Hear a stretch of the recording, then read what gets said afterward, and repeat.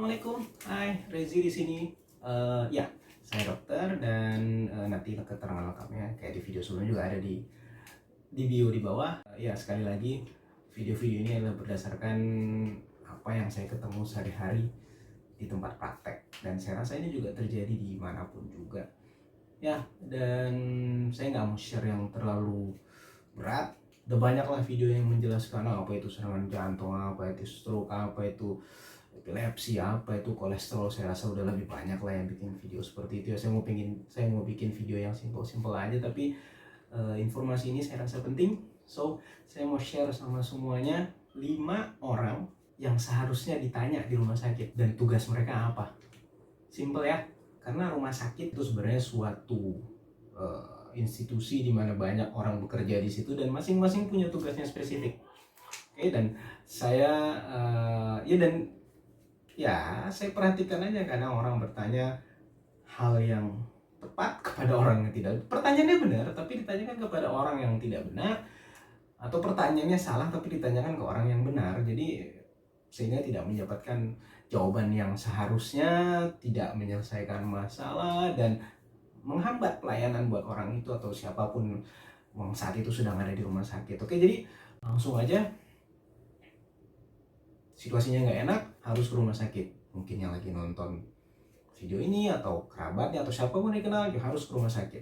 Dan mungkin ya memang lagi sakit, mungkin butuh pertolongan, butuh pelayanan medis, harus ke rumah sakit. Tapi sekali lagi rumah sakit itu tempat besar. Kalau nyasar arah aja nggak apa-apa, tapi kalau nyasar pelayanan sucks, menyebalkan, bisa kehilangan waktu yang berharga. Oke, jadi kalau sampai di rumah sakit ada 5 orang yang bisa ditanya dan fungsinya berbeda-beda. Nomor 1, security, ya. Mungkin orang mengenal satpam, security. Tanyakan sama mereka kalau butuh petunjuk tentang arah. Sekali lagi, please jangan tanya sama tukang parkir. Jangan tanya sama pasien lain. Oke?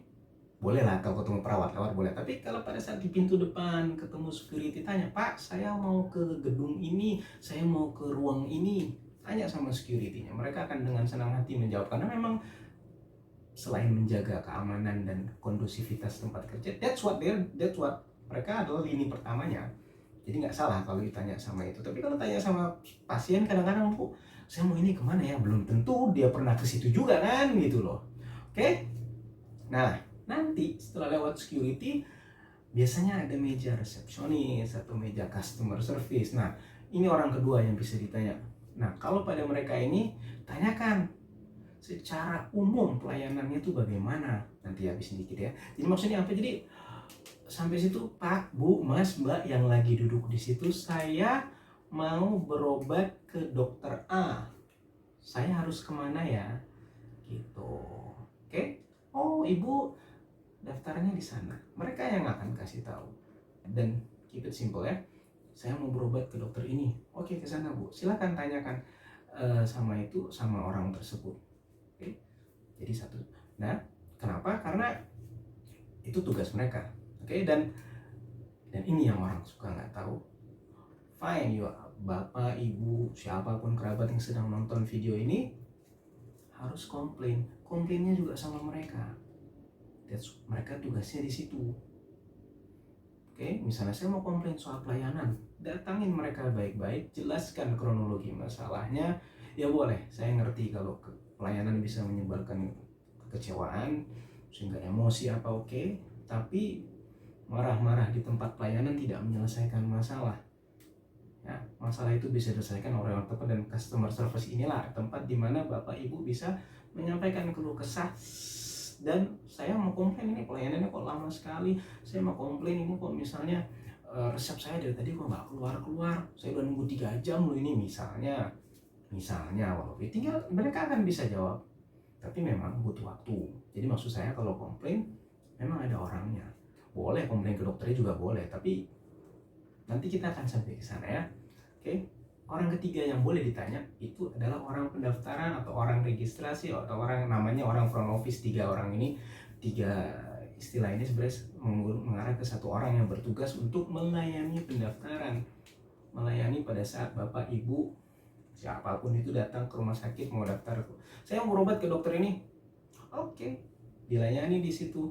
Tanyakan jelas-jelas sama dia, oke saya mau berobat, saya harus siapkan apa. Karena kadang-kadang orang datang, saya mau berobat, saya mau pakai asuransi, oke, mana pak kartu asuransinya. Kadang-kadang orang nggak bawa, atau mana pak KTP-nya. Kadang-kadang orang nggak siap. Fair, bener kok, banyak yang seperti itu gitu loh. Karena identitas itu penting. Jadi maksud saya adalah di petugas pendaftaran itu tanya, saya mau dirawat, ini saya dari dokternya saya disuruh dirawat, saya harus siapkan apa aja. Tanyanya sama mereka, ya. Oke, itu mereka nanti yang bisa menjawab semua administrasi yang diperlukan. Dokternya belum tentu tahu, perawatnya juga belum tentu tahu, security juga belum tentu tahu, customer service juga belum tentu tahu.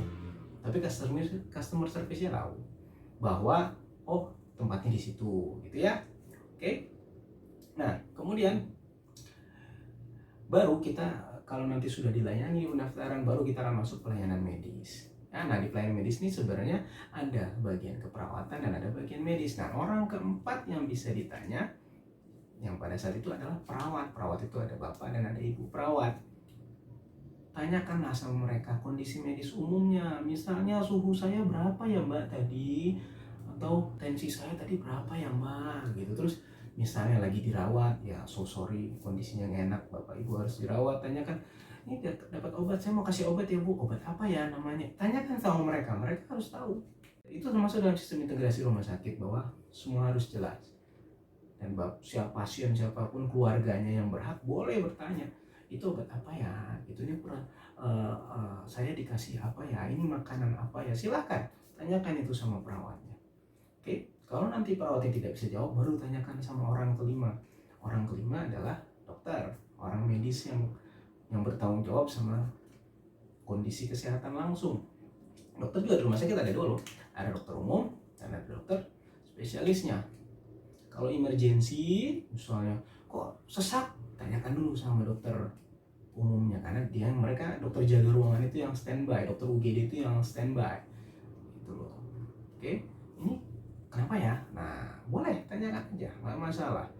Maksudnya jangan sampai nanti kadang-kadang ya keluarga lagi panik atau apa, nanyanya ke security, ini bapak saya kenapa? Fair.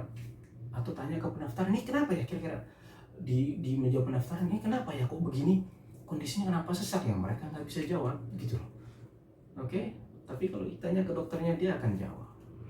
Tapi kalau nanti jawabannya secara medis dari dokter jaga kurang memuaskan, silakan tanyakan ke dokter spesialisnya atau dokter yang merawatnya. Tidak harus bisa jawab.